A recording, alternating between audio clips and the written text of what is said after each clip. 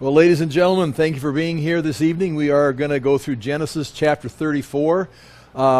Jacob has returned to the land. Last week we saw here's the Dead Sea, the Jordan River.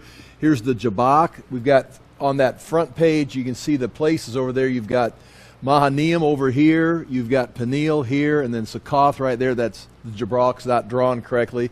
They had the two camps here. This is where he had met the face of God, and they moved over here to a place called Succoth. It means dwellings, and then he crossed over after he'd gone across this side and met Esau. They crossed back over and crossed into the land over near Shechem.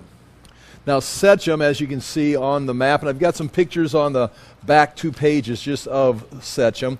There's Mount Ebal on this side and Mount Gerizim on this side. When Joshua comes across, eventually they're going to go here and set up a stone or another pillar. On Mount Ebal, Joshua's going to build an altar to Moses, and they're going to offer sacrifices when they come into the land. Eventually, Shechem's going to morph into the New Testament city called Samaria, the Samaritans.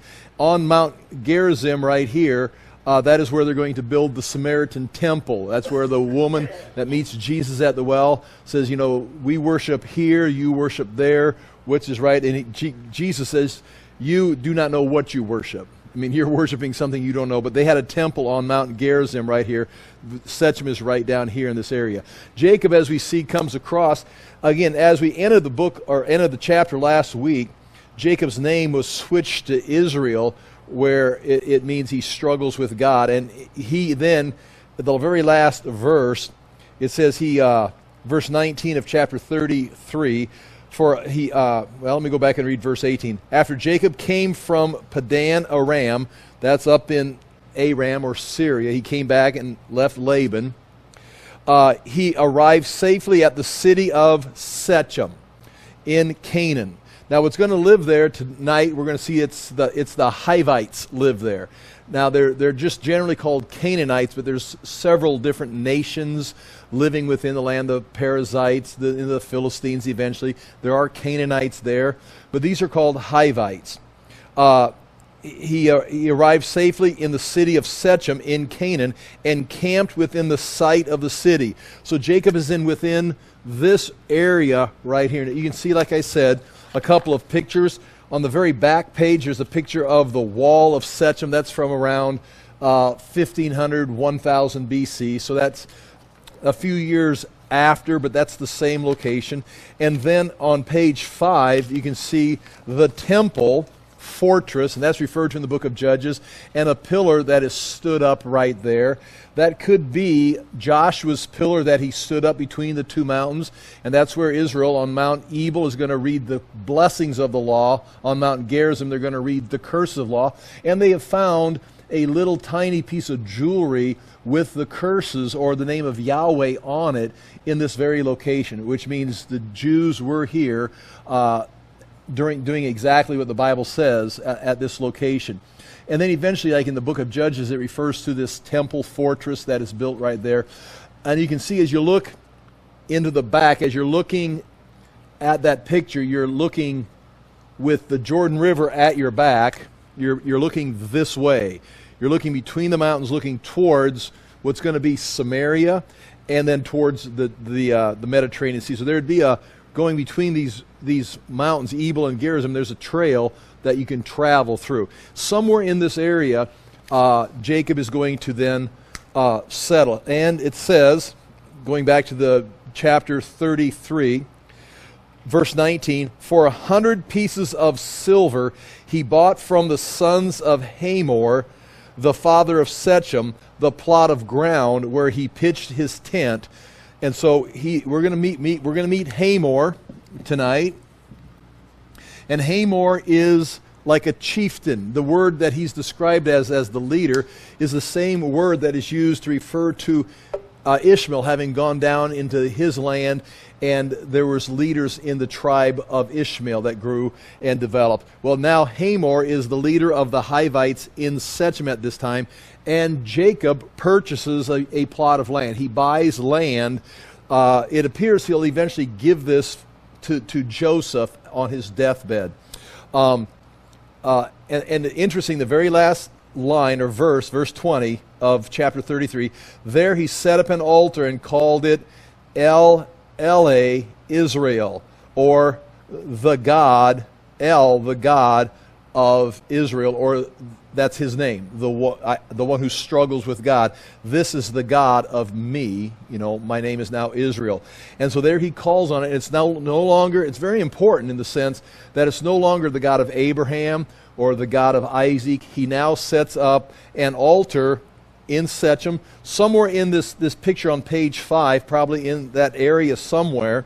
He sets up an altar and calls it the God of Israel. So you've got the God of Abraham, the God of Isaac, and now it's the God of Jacob, but his name's been switched to Israel. So again, when it says Israel, that's his personal name. I don't know if you should consider that Israel the nation and all the tribes, as much as that's Jacob's name is now Israel, and then the nation's going to be called Israel after Jacob. Okay, so he's settled in there, and they've got herds. Remember, all the possessions. He sent many possessions up to Esau, flocks and herds and gifts. And they're riding on camels. All of his sons are on camels. So Jacob comes across here. You don't just have a sojourner coming across with a backpack and some food for lunch. He's coming across with an entire economy, an entire city, an entire people is moving into the land, and he buys a plot of land, and then they're going to be using the fields. So his sons are going to be shepherds. Throughout the book of Genesis now, the sons are going to be shepherds. And as this story begins, the sons are out away from camp, away from the land that Jacob has purchased or Israel has purchased, and they're watching the sheep. And this is, again, one of those interesting stories.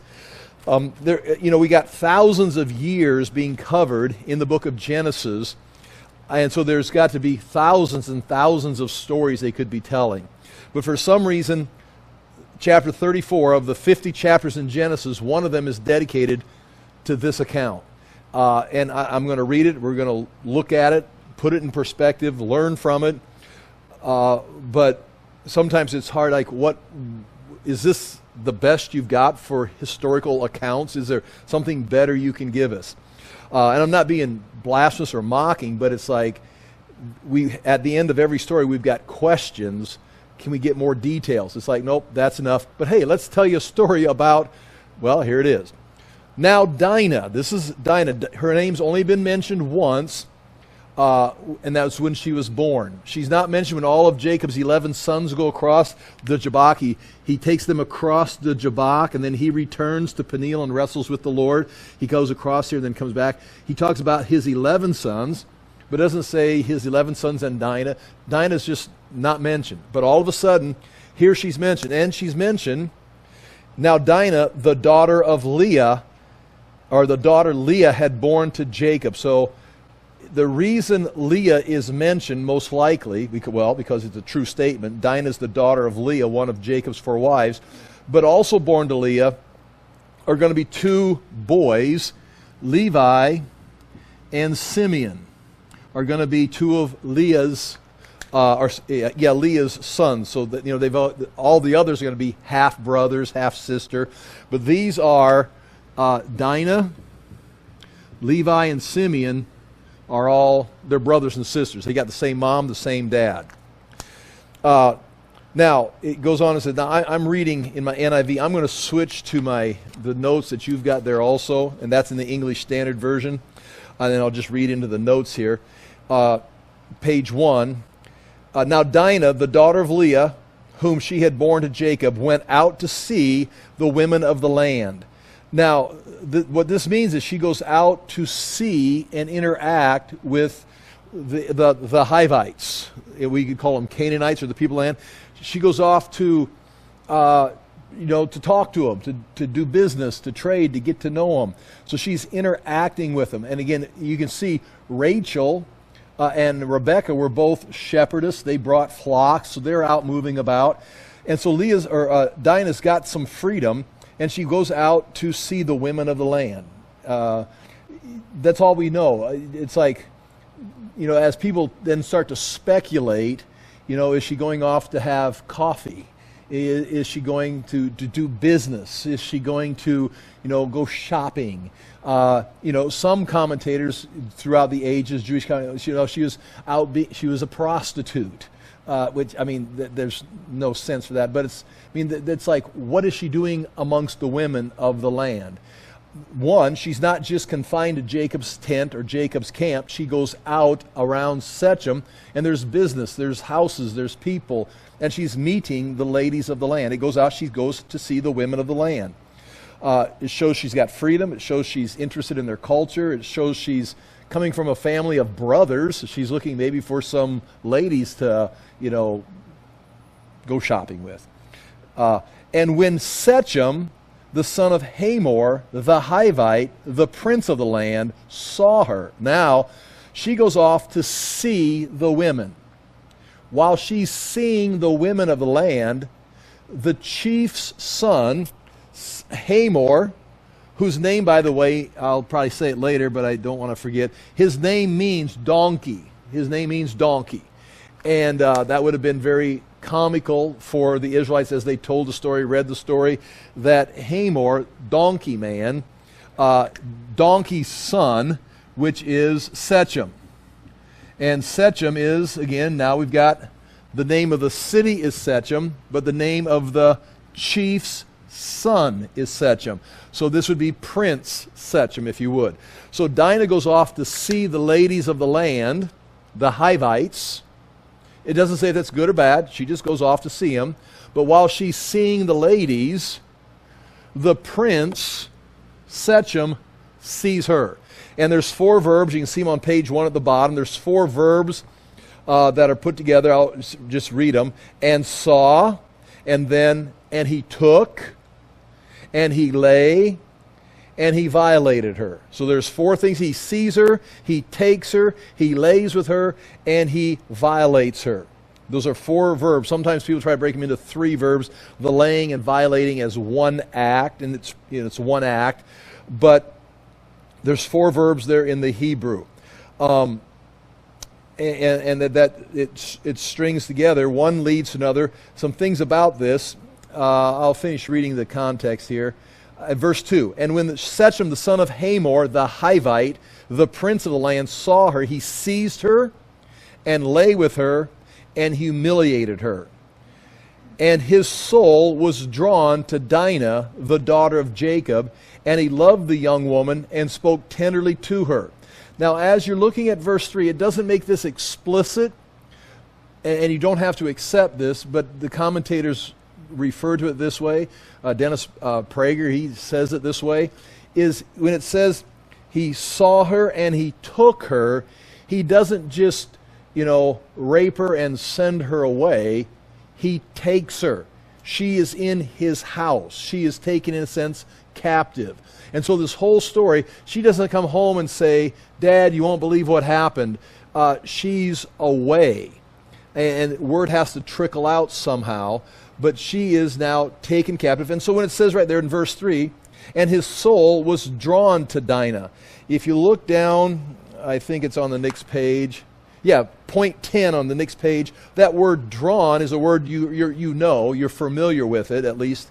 It is the word D-A-B-A-Q in the Hebrew, and when we translate it, dabak, it means drawn to her. It means to cling, to cleave, to adhere, to stick.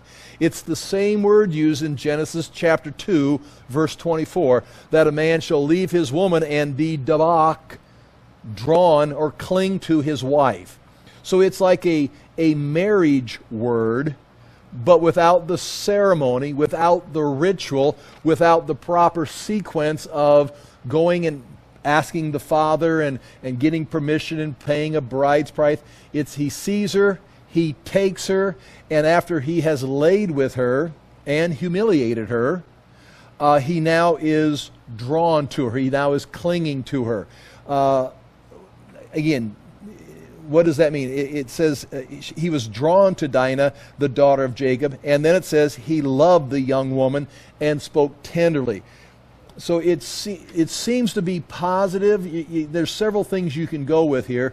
Is the idea that he lay with her, he violated her, he's cruel, and that you could go with that. I mean, he does something immoral. Even in his own culture, he doesn't follow any kind of marriage procedure. They're going to try to play catch up. He's going to send his father and go down to Jacob and try to make negotiations after the fact. But on the positive side, if you want to say it positive, he wants to cling to her. He's drawn to her like a husband should be to his wife, cling to her. And then the word is loved the young woman or maiden. And then he's speaking tenderly to her. And the reason he's clinging to her and he's loving her and speaking tenderly is he's captured her. She's in his house. She's in his, palace. He's in his apartment, whatever. He has her, and she's not free to come and go. So he's taken her.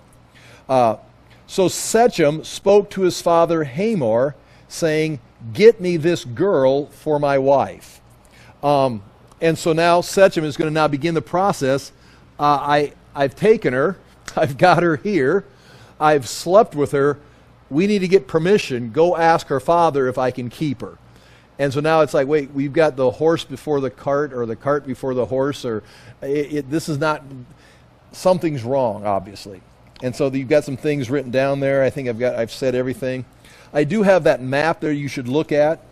I've got it drawn on the board. I think it's all detailed. But that map is going to be useful in the coming weeks, chapter 34 and 35. After today's account, Jacob's going to move down to Bethel, where he met God, and he's going to make an altar to God there again. And then he's going to move on through Jerusalem and end up back down in Hebron. So that map kind of covers quite a few things that are going to be taking place. And of course, you've got my artwork there that kind of helps explain it and bring it to light there with my little hand-drawn, penciled-in altars and trees that I drew in 1987. I think we've got everything there. I'm on page 2 now. Point 6, the wording and use of the verbs is similar to the sons of God and the daughters of men, where they see and they took. The same thing, they saw the daughters of men and they took the ones they wanted. And that's what Shechem does. He sees Dinah and takes her. So it's repeating that. And also, again, it is repeated in the Garden of Eden with Eve. She sees the fruit and she takes the fruit. So this is if you want to make a connection there, Eve sees and takes, the sons of God see and take, and now Shechem sees and takes. But the issue, I think, now is he's going to try to get, this Abraham's servant went up and negotiated for Rebekah. Jacob goes up and negotiates for his wife Rachel, and he ends up with 4. Shechem has not done that. He's just saw and taken. But now we got to do the back work. We got to do the proper procedures. Okay, Genesis chapter 34, verse 5 through 7. Now Jacob heard that he had defiled his daughter Dinah. We do not know how. Commentators would say it's not given. Somehow, again, if she goes crying home, it's like, Dad, you won't believe what happened to me. Okay, but that's not what appears. She seems to be confined. We don't see Dinah come out and interact again. She's kept away. And so somehow, probably, where's Dinah? Why didn't she come home tonight or today? And then the word trickles out that, we hear in town that she's with the prince. The prince has taken her into his house. I mean, it doesn't say that. I'm just saying, how does Jacob in the camp outside of the town hear? Well, first of all, his daughter doesn't come home. And then second of all, people start asking questions. Now remember, this is not just Jacob, 4 wives, 11 sons, and Dinah. You've got all of his servants. You've got all the people and women and the flocks. And the sons, they're going to start having children. So there's a lot of people coming and going in Jacob's camp. I mean, he's a little moving city. Okay, now Jacob had heard that he, Shechem, had defiled his daughter Dinah, but his sons were with his livestock in the field, so Jacob held his peace until they came. Very interesting. Jacob says nothing. He doesn't send messengers out to the camp. Sons, you got to find out, you got to come home. I mean, why? He just keeps his peace. He's just like, well, he doesn't know what to do. He's afraid to take action. He's a new man following God. He doesn't fly into action. Maybe he doesn't tell his sons because he knows they'll leave the flocks, and he wants to make sure the flocks are taken care of. Don't ruin this year's economy. You know, we got the paychecks got to come in. Take care of the flocks. We'll take care of Dinah later. I don't know. But he doesn't send out, send me a couple boys, let's go take care of this. He doesn't send a messenger in to find out, doesn't check on her. I mean, these are all things that are left out of the story. But it does say, but his sons were in with his livestock in the field, so Jacob held his peace until they came. He let them finish their work, and then when they came back in, they probably heard from Jacob then what had taken place. And Hamor, the father of Shechem, donkey, the father of Shechem. Now there's several things going on here. I don't want to drag this out and keep adding obvious facts to it. But Hamor has a situation. He is the chief of these people, and it's a prosperous, well-to-do people, powerful at some level. But he's got Jacob that he has sold land to, living here with his flocks, and Jacob himself is wealthy, and Jacob himself is powerful. Just seeing the camels come in, the flocks come in, and the sons, it's like this is someone. So Hamor doesn't just come over and say, hey, here's what we're going to do.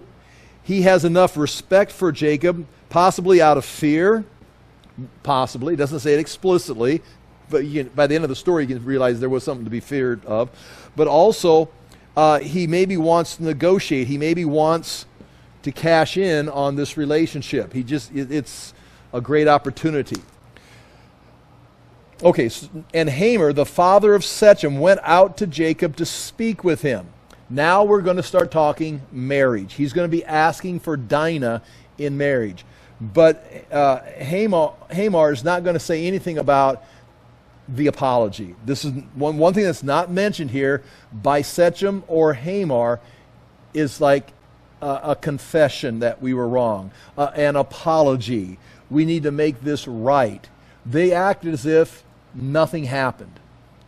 If it's part of the story, if it's an important part, it's just a fact. They start negotiating like, hey, he wants to marry your daughter, and here's how we can negotiate this. It's like, wait a minute, he's already taken her. She's in the city, in his palace, in his apartment. He's already slept with her. He's already humiliated her. That's not brought up. And Hamor, the father of Shechem, went out to Jacob to speak with him. The sons of Jacob had come in from the field as soon as they heard of it, and the men were indignant and very angry because he had done an outrageous thing in Israel by lying with Jacob's daughter, for such a thing must not be done. So that's establishing very clearly this is morally wrong. Now, we're going to have some situations amongst these boys. We know as the story goes that Joseph is going to be very sexually pure, but we also know there's going to be Reuben and a couple others that are going to have some major problems with their sexual behavior. So they themselves are not living a pure life as we would want to see. But they do know this is bad, and this should not be done. But Hamor, verse 8, spoke with them, saying, the soul of my son Shechem longs for your daughter. Please give her to him to be his wife. Make marriages with us. So he says, in this negotiation, he's saying, my son wants to marry Dinah. So he says, now Shechem wants to be with Dinah. How do we make this marriage take place? And we're going to have to pay a bride price. We're going to have to convince you that this is a benefit. You're going to see Jacob and the brothers deceiving Hamor and Shechem. Then you're going to see Hamor and Shechem go to the men of the city and deceive them. No one's telling the full story. Everybody's kind of, it seems to be focused on financial gain. It has to have an advantage. All right, here we go. But Hamor spoke with them, saying, the soul of my son Shechem longs for your daughter. So he's in love. He wants your daughter. it should have been, we're sorry, we've made a mistake, but just starts off as if nothing's happened. Let's just forget about what has happened. Please give her to him to be his wife. Make marriages with us. Give your daughters to us, and take our daughters for yourself. Now, again, we don't know of Jacob having any other daughters. I mean, where are all these daughters of Jacob coming? Are they granddaughters? Are they people of the community? But Hamar's willing to say, and you can take our daughters. He wants to intermarry. Now, as you know, and Hamar's unaware of this, but Abraham was very stringent. We cannot marry the people of this land. Isaac was very direct. We can't let Jacob marry the people of this land. And now, because they're going to come in and destroy these descendants in 4 generations, after 4 generations in Egypt. Well, now the intermarriage has begun, which means any children born in this relationship are now potentially going to be destroyed by the very people that they've intermarried with. And then he goes on and says, Hamor goes on and says, besides the marriages, you shall dwell with us, and the land shall be open to you. Dwell and trade in it and get property in it. In other words, you bought land, but we'll just welcome you into our community, and you can live among us as a Hivite. Shechem also said to her father, Jacob, and to her brothers, let me find favor in your eyes. And this is the prince talking now. So that was the father talking. Let's get together. Let's intermarry. Your people become my people become your people. You can trade, buy land. Just be one of us. You're welcome to come with us. Then Shechem now realizes we need a bride price. Shechem also said to her father, Jacob, and to her brothers, let me find favor in your eyes, and whatever you say to me, I will give. Whatever you want for a bride price, I will go get it. Ask me for as great a bride price and gift as you will, and I will give whatever you say to me. Only give me the young woman to be my wife. Now, he's already got her. She's back home in his apartment or wherever. But he says, I'll pay it. So he basically gives them a blank check. Now, this sounds, aggressive. It sounds honorable. But how is he going to come up with money? Possibly through, he maybe has great resources, but he also is the prince, and they could enforce taxation on the people. Where are they going to get the money? But he gives them a blank check. The father, Hamor, wants to have interaction, move in with us. Shechem wants to pay a bride price. What else we got written down there? Okay, Genesis chapter 34, verse 13. The sons of Jacob answered Shechem. So there's our 2 offers. Now the sons of Jacob are going to answer. Shechem, the prince, and his father, the chief, deceitfully. Okay, so they're not going to be honest. Well, what do you expect from Jacob, other than his sons to be just like him? Because he had defiled their sister Dinah. They still want an apology. They still want payment for what you have done. We will talk like we're going to intermarry with you, but we're setting you up to pay you back for what you have done. They said to them, we cannot do this thing. We cannot do this, to give our sister to one who is uncircumcised. Now, that's a derogatory term. It's like, no, you're uncircumcised. Now, they've got a plan. In their world, circumcision is entrance into the Abrahamic covenant. It's a sign of the Abrahamic covenant. Now, they may, as it goes on, there's probably people that were circumcised that didn't understand it, just like people go to church and they take communion and they don't understand what's going on. There's probably many people in Israel's history get circumcised and it never... Just what we do. I don't understand. We just go to church on Christmas and Easter. They just got circumcised. But it actually has a symbolic meaning for the Abrahamic covenant. Now, they're going to have the Hivites of Shechem get circumcised.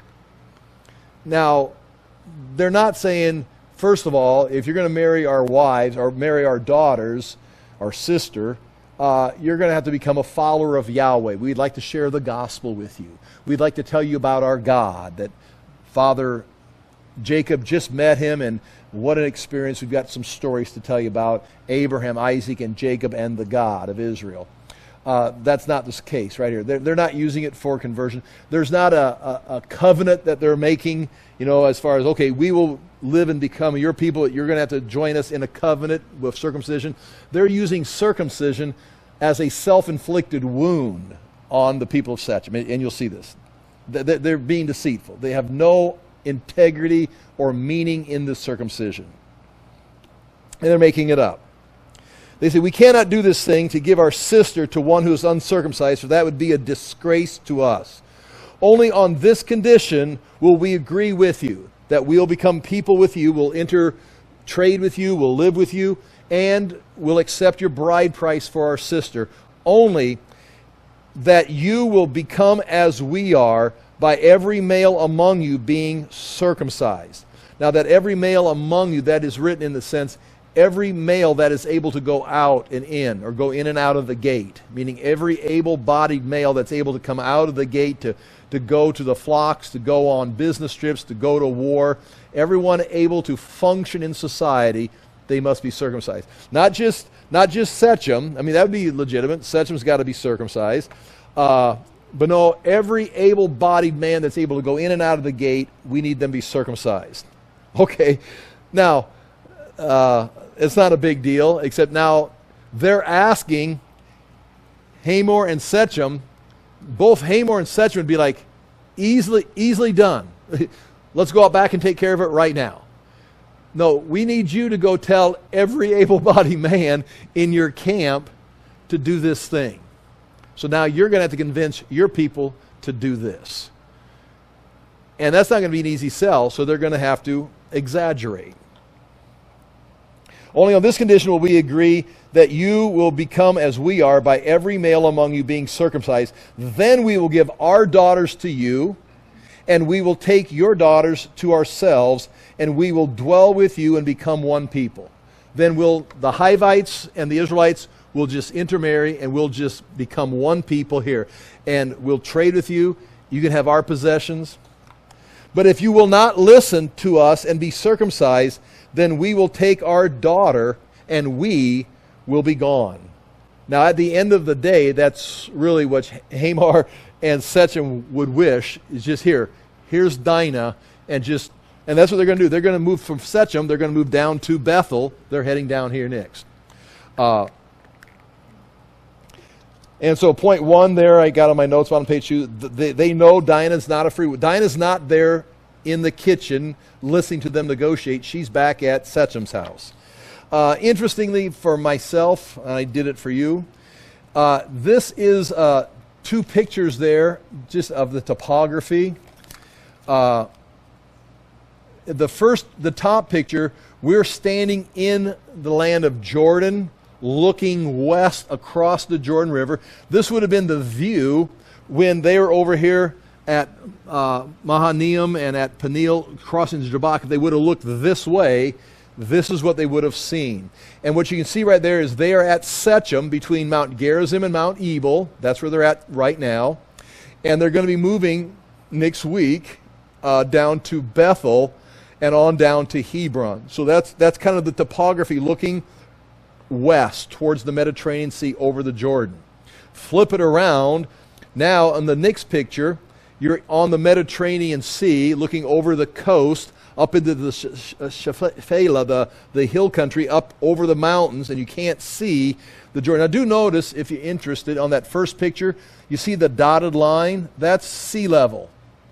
And notice where Jericho sits. It sits below sea level, which means the Sea of Galilee is below sea level, the whole Jordan River is below sea level, and then the Dead Sea, of course, is below sea level, and nothing flows. That's the lowest place. Nothing flows out of that. It just stops there. There's nowhere for it to flow. It just evaporates, leaving behind all the minerals. Thus, it's called the Salt Sea, which makes it the Dead Sea.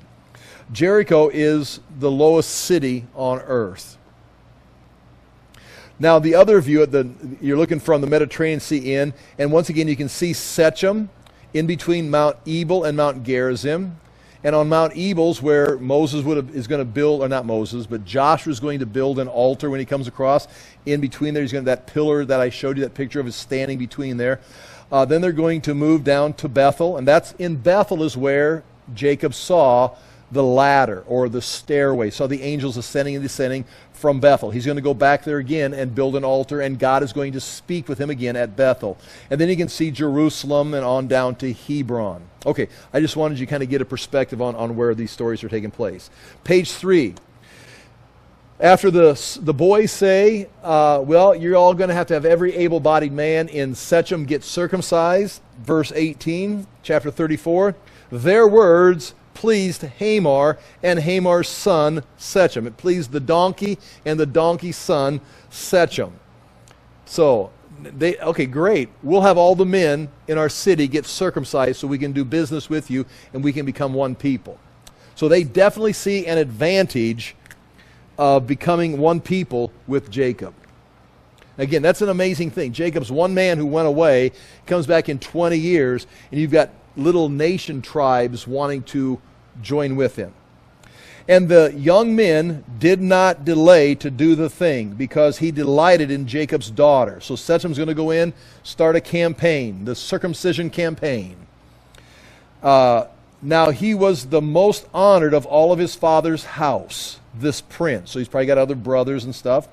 So Hamor and his son Shechem came to the gate, and that's important. In our other stories, we talk about the gates of the city. And I don't know if we got some here. Well, here's Shechem right here, looking at that. Here's the gate of Beersheba. Here's the gate of Dan, the city of Canaanite city of Dan. And I know we've talked about the different gates, but that's where we're going to have a public meeting. They're all going to come in, and there's chambers there. So there's like consuls meetings there. So they go to the city gate. So Hamor and his son Shechem came to the gate of their city and spoke to the men of their city, saying, now here's what they're going to say. See if this sounds like the agreement that what they offered Jacob and what Jacob offered them. They say, verse 21, these men are at peace with us. Let them dwell in the land and trade in it. Meaning we're not going to chase them out. They can stay right here. For behold, the land is large enough for them. We've got plenty of room here. We have open border policy. They can come in here. These people are not going to cause any trouble. Let us take their daughters as wives, and that's the whole issue. We want Dinah. And let us give them our daughters.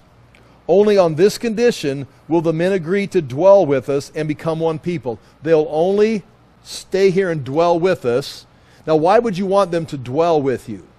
It has to be they're going to bring some kind of influx into the economy. There's going to be an advantage. Their flocks, their trade.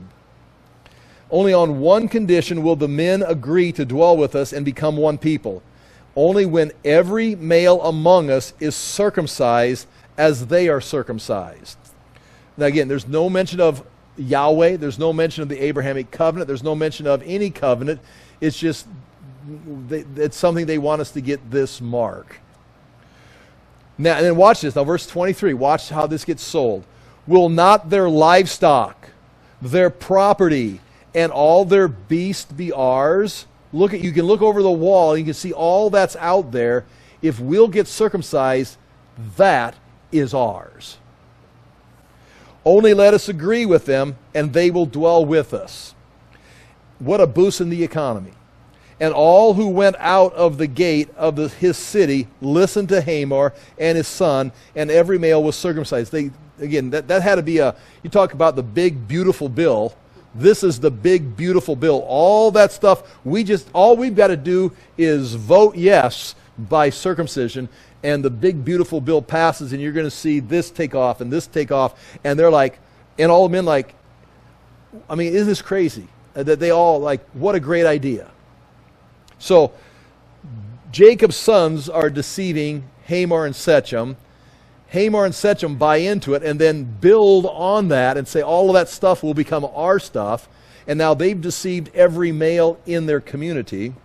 And every male was circumcised, all who went out of the gate of the city. And what that means is all who could go out. I mean, all who could go out and work, go out and watch the flocks, go out in battle, go out in business. And then point 4, that's what I'm saying right there. Jacob's sons are deceiving Hamor and Shechem. Hamor and Shechem are deceiving the Hivites. Genesis chapter 34, verse 25 through 29.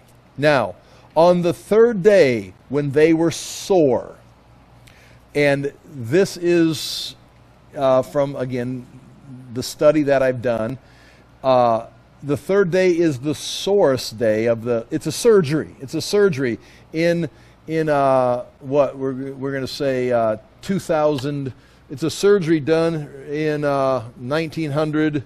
Yeah, say 1900 BC. They're doing surgery, and on the third day, the reaction, the fever would be the highest. So all the men are running a fever. Infection, all that's taking place, and they're the source. They are all the able-bodied men that can go in and out of the gate, can't go in and out of the gate today. And so the boys knew what was going on. They 3 days they waited. On the third day, when they were sore, 2 of the sons of Jacob. Now, I'm going to read this and tell the story the way it is written, because you say, the sons of Jacob, they're going to name Levi and Simeon, Dinah's 2 brothers, Leah's 2 sons. They're going to go in and attack the city. You think, well, they probably brought their brothers with them. The Bible doesn't say that. They probably brought some servants with them. The Bible doesn't say that. They're not fighting an entire city. They're fighting a bunch of men that are in pain, that are not ready for battle, that are not able. They're running a fever, they're weak, and they're surprised. So let's leave it like it is. 2 of the sons of Jacob, Simon and Levi, or Simeon and Levi, Dinah's brothers, took their swords and came against the city while it felt secure and killed all the males. So how did they do it? They didn't rush it necessarily like a military storming the walls. They came in. Hey, welcome to our new policy, our new big beautiful bill. Glad to be here. And they slowly started killing people. It doesn't say that. They quickly started moving from house to house, and pretty soon people realized something's going on. It doesn't tell you how they did it. They didn't need to come in with a war attitude, the war cry. They could have just came in and just casually walked door to door. It doesn't say how they did it, except that they did it. The sons of Jacob came upon the slain. Okay, they killed Hamor and his son Sechem with the sword, and took Dinah out of Sechem's house. So that's where she's been this whole time, and went away. The sons of Jacob came upon the slain and plundered. Now it says the sons of Jacob. Does that mean all of the sons came in after Levi and Simeon? Or is that just referring to Levi and Simeon? They came upon the slain and plundered the city because they had defiled their sister. They took the flocks and their herds, their donkeys, and whatever was in the city and in the field, all their wealth, all their little ones, and their wives, and all that was in the houses, they captured and plundered. So they did not just kill the men. All the money that the Sechem thought they were going to get from Jacob and his family and his tribe, Levi and Simeon went in, killed the men, and they take everything. They took everything in the city. They plundered the house. They went house to house. They took the flocks. Not only that, but they kidnapped. It says they kidnapped the women and the children. So now, what did they do with these people? Did they sell them into slavery? Would they be willing to sell these people into slavery? They're going to sell Joseph here in a few chapters to the traveling Midianites. Where did these people go? They took him captive. Did they sell him for profit? It doesn't say. But what they did, I've got right here, point 2, Simeon and Levi may have thought there was no way their sister would be released. I mean, now we're going to try to justify it. Why did they do this? They thought there's no way Sechem's going to let his sister go, so we got to kill these people. So we're going to go in and rescue our sister and kill a few guys and rescue her. But if we kill a few guys and rescue our sister, well, now we've left some people that will now retaliate. Now they're going to invade us, and we're going to have this ongoing war. It would be best if we just eliminated it, and by killing everybody, they are going to end the situation. There's going to be no retaliation. They're going to strike once, strike fierce, and there's no follow-up battle. Dinah's rescued, everyone's dead, situation is over. I mean, it's not a bad strategy if you're trying to end the war. Simeon and Levi may have seen this as a rescue mission. Leaving the Shechemites alive would have set up a counterattack, point 5. But Simeon and Levi say it was all about Dinah's honor, but their behavior led to a defilement of the entire family's honor.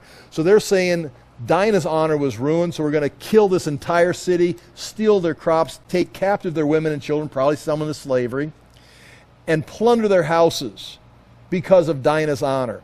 Now, Jacob's going to say, and we're going to read it, it's like, he doesn't say it this way, but he could have said, you've saved Dinah's or restored Dinah's honor, but what about our family honor? I mean, you just slaughtered an entire city, you lied to them and then slaughtered them, and we're surrounded by this. Not just everybody in the land of Israel, the land of Canaan, you've got other tribes and peoples around, and they're going to see this, and now we're going to be hunted the rest of our lives. It's like, why did you do this? So they've destroyed the family honor by trying to restore Dinah's honor. So again, there is some thought put into it. But point 6, whatever the reason for justification of slaughtering all the men, there does not seem to be any justification for kidnapping the women and children and plundering their houses. Then Jacob said to Simeon and Levi, here's Jacob's response. Again, remember, Jacob, when he first heard it, just kept his peace. He didn't. Why? Is he waiting for the sons to take care of it? Is he just not want any more conflict? I mean, I've finished my conflict with Laban. I'm at peace with God. He's enjoyed, 4 days of peace with God. And he's just like, let's not. Why did he have peace? But now, Jacob then says to Simeon and Levi, again, just these two guys, you have brought trouble on me by making me stink to the inhabitants of the land. Everybody wanted to trade with me. Everybody welcomed me in the land. They were glad to see me come. Now I stink. In the land, the inhabitants of the land, the Canaanites and the Perizzites. So he names two nations there. My numbers are few, meaning compared to these other cities. And if they gather themselves against me and attack me, I shall be destroyed, both I and my household. Now I'm in danger. I was afraid of Esau. I wrestled with God. Now I'm here. I bought some land, fair price. We're living at peace. And now I've got Laban's the least of my worries. Esau's the least of my worries. I've got nations now going to be coming after me. My numbers are few, and if they gather themselves against me and attack me, I will be destroyed, both I and my household. But they said, should we treat our sister like a prostitute? Meaning, should our sister have been taken like that and forced? And they've justified their actions. Now, interesting here as we wrap this up, Jacob, he's upset that they put his head on the chopping block, or they put a target on his head.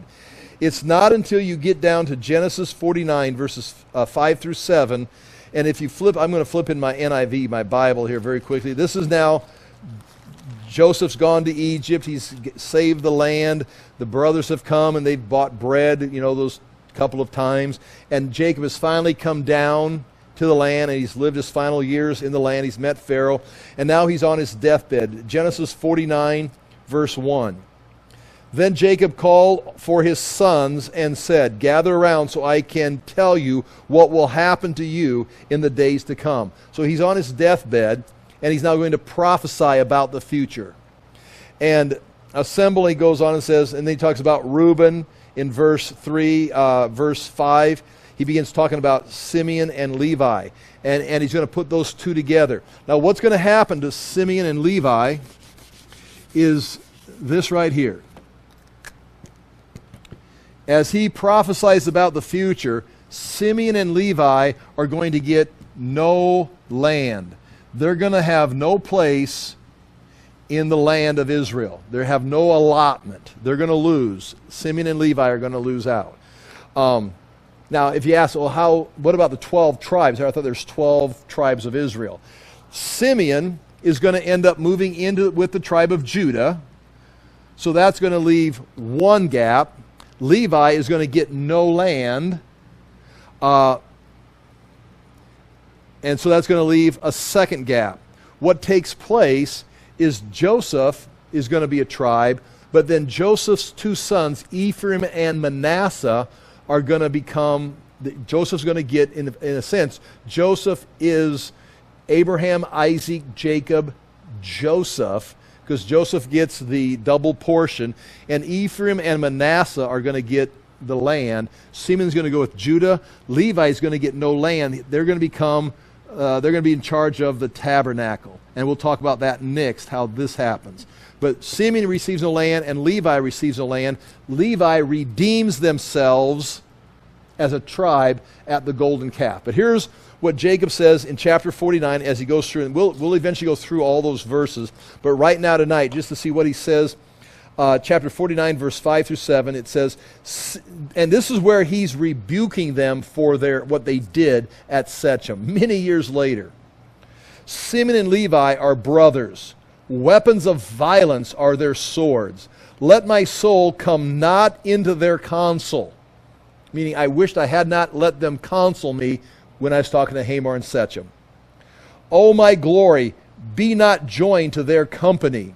For in their anger they killed men, and in their willfulness they hamstrung oxen. Cursed be their anger, for it is fierce, and their wrath, for it is cruel. I will divide them in Jacob and scatter them in Israel. Right there saying they'll be divided and not have any land. They'll be scattered. And Simeon was scattered in Judah. Levi is going to be scattered throughout all the tribes. They're going to have portions in all the tribes. But that is what he's going to say. Now, A and B, that's A says what happens to Simeon. Levi does receive an allotment of land, but it's because, and I think I've got that on the next page, you know the story. Moses goes up on the mountain for 40 days, receives the law of Moses, and God tells him, when you go down, you've got a problem at the base of the mountain because you've been gone for 40 days. They've made a golden calf and they're worshiping. They're having a crazy party, dancing, singing, acting like Canaanites or Egyptians, whatever, at that golden calf. It's out of control. It is basically a riot. It's a worship service that's turned into pagan worship, that's turned into a riot. And Moses stood at the gate of the camp, comes down off the mountain after 40 days. I'm on page 5 in Exodus 32, verses 26 through 29. Now watch this. Moses stood in the gate of the camp and said, who is on the Lord's side? And he's shouting over the party.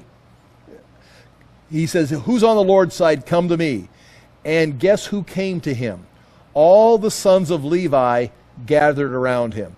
Not Reuben, not Judah, not Ephraim, Manasseh, not Issachar, not Zebulun, but the sons of Levi gathered around Moses when he came down the mountain. And then he said to them, thus says the Lord God of Israel. Here's what God says to you. Put your sword on your side, each of you. In other words, arm yourself for battle. This would be kind of, if you want to put this in contemporary terms, it's happening in Washington, D.C. right now. Put your sword on your side, each of you, and go to and fro from gate to gate throughout the camp, and each of you kill his brother and his companion and his neighbor. Just start killing those who are having this crazy orgy party with this golden calf, and just gain control by just killing people. And Levi goes, that's what we do. That's who we are. And again, I'm not justifying violence. I'm reading you the Bible story.